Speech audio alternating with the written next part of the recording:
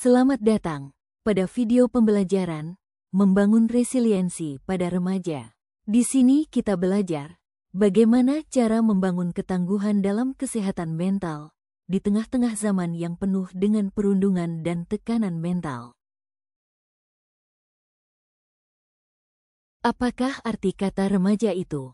Remaja sendiri didefinisikan sebagai masa transisi penting yang penuh perubahan fisik, emosional, maupun sosial. Namun sayangnya, banyak sekali remaja mengalami perundungan, baik secara fisik, verbal, sosial, maupun daring, atau yang sering dikenal dengan cyberbullying, yang dapat berdampak serius terhadap kesehatan mental. Lalu, apa sih dampak dari perundungan itu sendiri? Perundungan sendiri bukan sekadar masalah sosial saja, namun akan dapat menjadi trauma psikologis yang mendalam. Dua dampak paling umum adalah kecemasan dan juga depresi.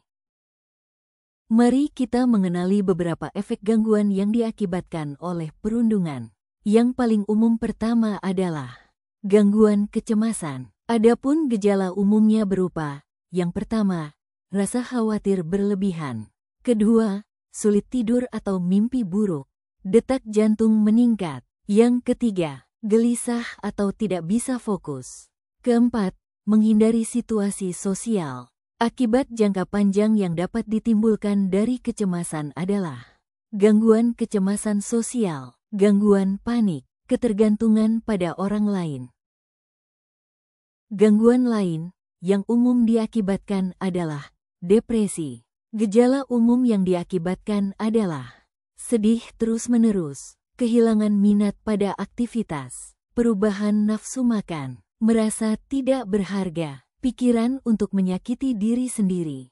Akibat jangka panjang yang dapat ditimbulkan dari depresi adalah gangguan depresi mayor, penurunan prestasi akademik, isolasi sosial, risiko bunuh diri.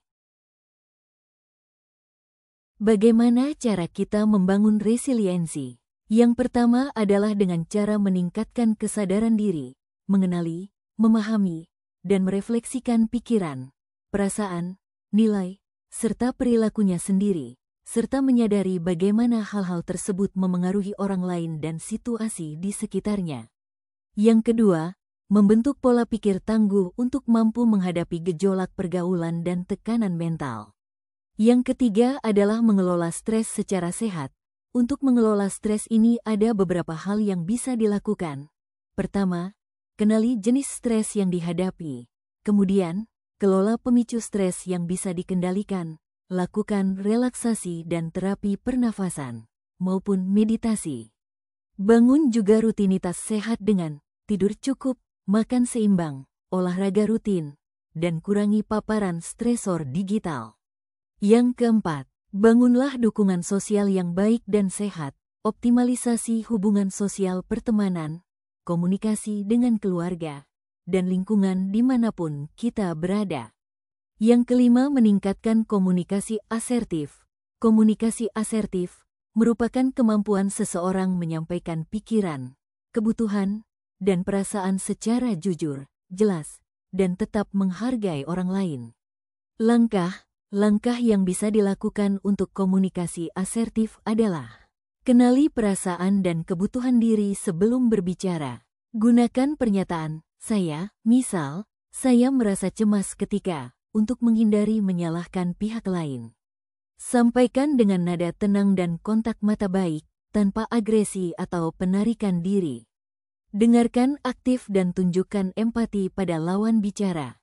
Tetapkan batas sehat, boundaries, agar tidak mudah terbebani atau dimanipulasi. Yang keenam adalah sadari pikiran negatif otomatis yang muncul saat stres. Misalkan ketika diri sendiri sudah mengatakan, saya tidak mampu, semua percuma, lakukan uji realitasnya. Tanyakan, apakah benar selalu begitu? Apa buktinya? Kemudian, ganti dengan pikiran realistis dan adaptif. Misal, saya sedang berjuang, tapi masih bisa belajar memperbaiki. Lalu, latih secara konsisten, misalnya melalui self-talk positif, afirmasi, atau jurnal refleksi.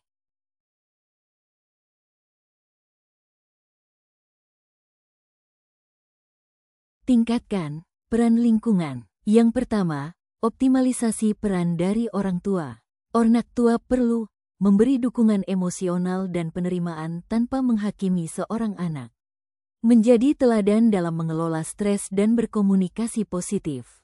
Begitu juga, mendorong anak untuk mandiri dan belajar dari kegagalan. Lalu, apa peran yang dapat dilakukan guru dan sekolah?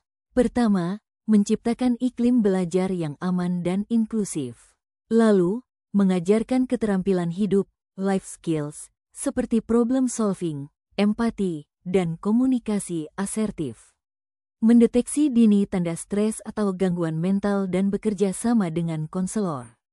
Bagaimana sebaiknya sebagai teman sebaya? Berusahalah menjadi sumber dukungan sosial, tempat berbagi tanpa stigma. Mengembangkan budaya saling menghargai dan anti-bullying. Mengingatkan dan saling memotivasi untuk mencari bantuan profesional bila perlu.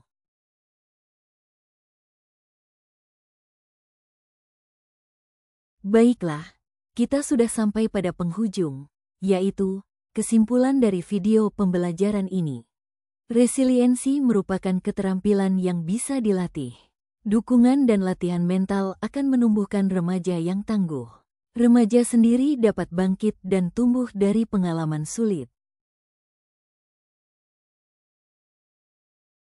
Terima kasih sudah menonton video pembelajaran ini. Semoga bermanfaat. Sampai jumpa.